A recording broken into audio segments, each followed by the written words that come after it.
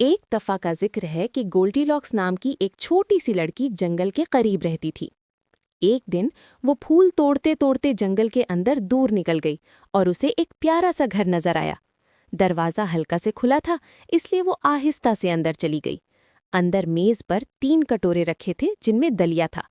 Goldilocks ने पहला कटोरा चक्कर देखा तो वो बहुत गर्म था। दूसरा कटोरा ठंडा था।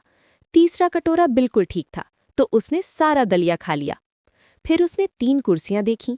पहली कुर्सी बहुत बड़ी थी, दूसरी बहुत सख्त थी, लेकिन तीसरी कुर्सी बिल्कुल ठीक थी, मगर बैठते ही टूट गई। थक कर वो ऊपर कमरे में गई, जहां 3 बिस्तर थे। पहला बिस्तर बहुत सख्त था, दूसरा बहुत नरम था, लेकिन तीसरा बिल्कुल ठीक था और वो उस पर सो गई। थोड़ी देर बाद तीनों भालू घर वापस आए और उन्होंने देखा कि उनका दलिया खाया गया। लगता है कोई हमारे घर आया है। हाँ, और मेरा तो सारा दलिया ही खत्म कर दिया है। अब मैं क्या खाऊंगा? तुम मेरा दलिया खा लेना मुन्ने भालू। अरे, ये कुर्सी भी टूटी हुई है। ओ, मेरी कुर्सी भी तोड़ दी। मिन्ना भालू रोने लगा। जब वो कमरे में गए तो उन्होंने गोल्डीलॉक्स को अपने बिस्तर पर सोता देखा।